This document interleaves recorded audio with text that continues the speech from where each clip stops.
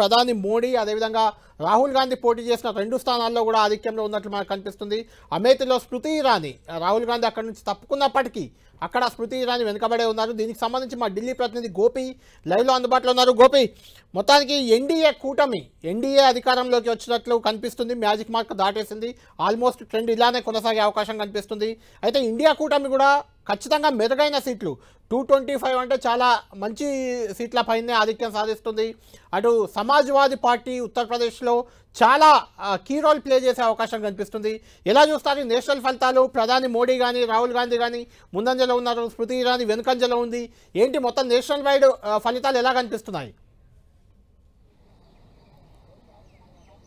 Yes Kalyan, ఈ national వైడ్గా లోక్సభ ఎన్నికల ఫలితాలు ఇటు ఎన్డీఏ కూటమికి 290 స్థానాలు ప్రస్తుతం ఆధిక్యంలో కొనసాగుతున్న పరిస్థితి ఉంది.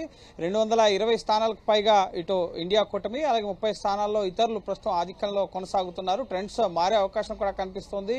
అయితే ఎక్కడా కూడా అబ్కీ బార్ 400 పార్ 400 స్థానాలు పైన సాధిస్తామన్న ఎన్డీఏ మాటలు ఏవైతే ఉన్నాయో అవి ఎక్కడా కూడా 300 స్థానాల లీడింగ్స్ని కూడా ఇప్పటి వరకు క్రాస్ చేయలేని పరిస్థితి. సో గట్టి పోటీ ఇండియా కూటమి ఇచ్చింది అనేది ఖచ్చితంగా అర్థమవుతుంది. ఉత్తరాది రాష్ట్రాల్లోనే యూపీలోనే 80 లోక్సభ స్థానాలున్న యూపీలో గణనీయంగా ఇటు పుంజుకోవడం జరిగింది. ఇండియా అలయన్స్లో భాగంగా సమాజ్వాదీ పార్టీ, కాంగ్రెస్ పార్టీ అక్కడ కలిసి పోటీ చేయడంతో మెరుగైన ఫలితాలను యూపీలో సాధించడం జరిగింది. సో రామ్ మందిర ప్రభావం అంతగా యూపీలో లేదు అనడానికి ఇక్కడ ఈ ఫలితాలు నిదర్శనంగా కనిపిస్తున్న పరిస్థితి ఉంది. రాయ్బరేలీలో అలాగే ఇటు వయనాడ్లో 2 స్థానాల్లో కూడా రాహుల్ గాంధీ ఆధిక్యంలో కొనసాగుతున్నారు. అమేథీలో ఇటు స్మృతి ఇరానీకి కాంగ్రెస్ పార్టీ గట్టి, కిషోరీలాల్ శర్మ గట్టి పోటీ ఇస్తున్న పరిస్థితి ఉంది. అలాగే ఉత్తరాది రాష్ట్రాల్లో చూసుకున్నట్లయితే కనుక ఇటు పంజాబ్లోను అలాగే రాజస్థాన్ కొన్ని రాష్ట్రాల్లో ముఖ్యంగా బీజేపీకి గణనీయంగా సీట్లు తగ్గుతున్న పరిస్థితి ఉంది. ఉత్తరప్రదేశ్లో అలాగే గుజరాత్, మధ్యప్రదేశ్లో ముఖ్యంగా యథావిధిగా పూర్తి స్థాయిలో మెజార్టీ కనబరుస్తుంది బీజేపీ.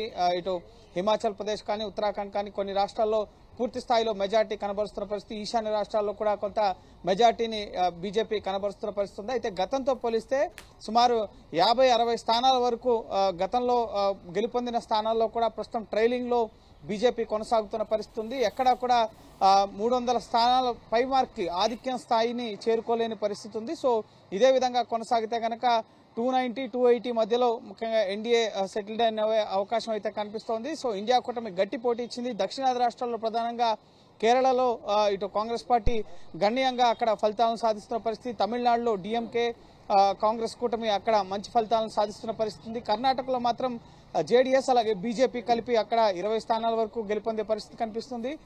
సో దక్షిణాది రాష్ట్రాల్లో తెలంగాణలో కూడా మెరుగైన ఫలితాలను కాంగ్రెస్ పార్టీ కనబరుస్తున్న పరిస్థితి. బీజేపీ కూడా అక్కడ కాంగ్రెస్ పార్టీకి గట్టి పోటీ ఇచ్చిన పరిస్థితి కనబడింది. సో మహారాష్ట్రలో ఇటు ఇండియా కూటమి అలాగే బీజేపీ మధ్య గట్టి పోటీ కనబడుతోంది. సో అక్కడ కూడా కొన్ని స్థానాలు బీజేపీకి తగ్గుతున్న పరిస్థితి. కేవలం గుజరాత్ అలాగే మధ్యప్రదేశ్ ఈ రాష్ట్రాల్లోనే ముఖ్యంగా గతంలో బీజేపీ మెరుగైన ఫలితాలు ఎక్కడైతే సాధించిందో అక్కడ మాత్రమే ప్రస్తుతం కొన్ని మంచి ఫలితాలను బీజేపీ కనబరుస్తున్న పరిస్థితి ఇటు ఉత్తరాది రాష్ట్రాల్లో నెలకొంది. సో ఖచ్చితంగా చాలా అంశాలు ప్రభావితం చేశాయి కాంగ్రెస్ పార్టీ. రాహుల్ గాంధీ భారత్ జోడో యాత్ర కానీ అలాగే కాంగ్రెస్ సీనియర్ నాయకుడు ముఖ్యంగా అధ్యక్షుడు మల్లికార్జున్ ఖర్గే సీనియారిటీ కానీ, ఇండియా అలయన్స్ దేశ చరిత్రలో ఎప్పుడూ లేనట్లుగా 20 పార్టీలు కలిసి బీజేపీని ఎదుర్కొనేందుకు, బీజేపీని గద్దెదిచ్చేందుకు చేసిన ప్రయత్నాలు కానీ సో అవి కొంత సఫలీకృతించాయి. ఇక దేశ రాజధాని ఢిల్లీ విషయానికి వచ్చినట్లయితే కనుక ఇక్కడ ఉన్న 7 లోక్సభ స్థానాల్లో 6 స్థానాల్లో ప్రస్తుతం బీజేపీ లీడింగ్స్లో కొనసాగుతుంది. ఒక్క చాందీ చౌక్ స్థానంలో మాత్రమే కాంగ్రెస్ అభ్యర్థి ఇటు 5,000 మెజార్టీతో ఉన్నారు. సో ఇక్కడ కూడా ఫలితాలు ఏ క్షణమైనా సరే తారుమారయ్యే అవకాశం కనిపిస్తుంది. సో ఇండియా అలయన్స్ లో భాగంగా ఇటు ఆమ్ ఆద్మీ పార్టీ, కాంగ్రెస్ పార్టీ కలిసి ఇక్కడ పోటీ చేశాయి. సో ఢిల్లీలో అంతగా ప్రభావం కనిపించట్లేదు. 6 స్థానాల్లో బీజేపీ ముందంజలో ఉంది, ఒక్క స్థానంలో మాత్రమే కాంగ్రెస్ ముందంజలో ఉన్న పరిస్థితి ఉంది. కళ్యాణ్, గోపి, ఇప్పుడు యూపీలో 80 సీట్లు అంటే యూపీలో ఏ పార్టీ లీడ్లో ఉంటే ఆ పార్టీ అధికారంలోకి వస్తుందని చాలా ఏళ్లుగా మనం రాజకీయాల్లో వింటున్నమాట. అయితే ఇప్పుడు చూస్తే యూపీలో ఇండియా కూటమి ముందంజలో ఉన్నప్పటికీ అధికారంలోకి మాత్రం ఎన్డీఏ రాబోతుంది. దీన్ని ఎలా చూడొచ్చు?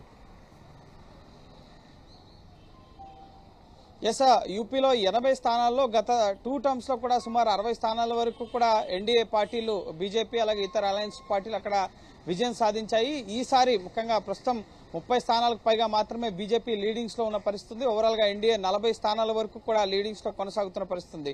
సమాజ్వాదీ పార్టీ 2 లోక్సభ స్థానాల నుంచి గణనీయంగా 20కి పైగా స్థానాల్లో అక్కడ ఆధిక్యాన్ని కనబరుస్తున్న పరిస్థితి. Congress party, Samajwadi party alliance అనేది అక్కడ కొంచెం సమాజ్వాదీ పార్టీకి ఫెచ్ అయింది.